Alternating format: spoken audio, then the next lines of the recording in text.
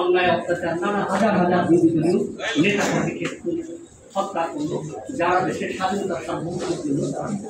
কাজ করছে। এবং এর ধারাবাহিকতায় আপনি যদি দেখেন যে পরে এই যে রক্ষী বাহিনী গঠন, তাদের অত্যাচার নির্যাতন, সেই দুঃশাসনের পরবর্তীতে আমরা দেখি যে সেনাবাহিনী পরবর্তীতে আবার যে তার সাথে জনগণের যে সিপাহী জনতার অবস্থান, তার মধ্য দিয়ে তারা একটা জায়গায় তার স্বঅভিনয় আলোচনা করছে। এবং এরপরে কিন্তু আমরা যেগুলো আমাদের সেনাবাহিনী যে তার শক্তি যে সঞ্চয় করে দেশের স্বাধীনতার সার্বভৌমত্বের একটা অতন্ত্র প্রহরী হিসাবে, যোদ্ধা হিসাবে, সেই জায়গাটাকে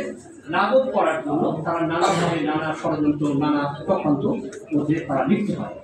কিন্তু একটা পর্যায়ে যে জন্য তারা আমাদের সশস্ত্র বাহিনী এবং বিডিআরের সম্পর্কটাকে তারা আইডেন্টিফাই করে যে এটা আমাদের স্বাধীনতার সার্বভৌমত্ব, বিশেষ সার্বভৌমত্বকে রক্ষার ক্ষেত্রে একটা বড় ধরনের ভূমিকা পালন করছে। কাজে বিডিআর এবং সেনাবাহিনীর মধ্যে একটা দূরত্ব তৈরি করতে হবে, যাতে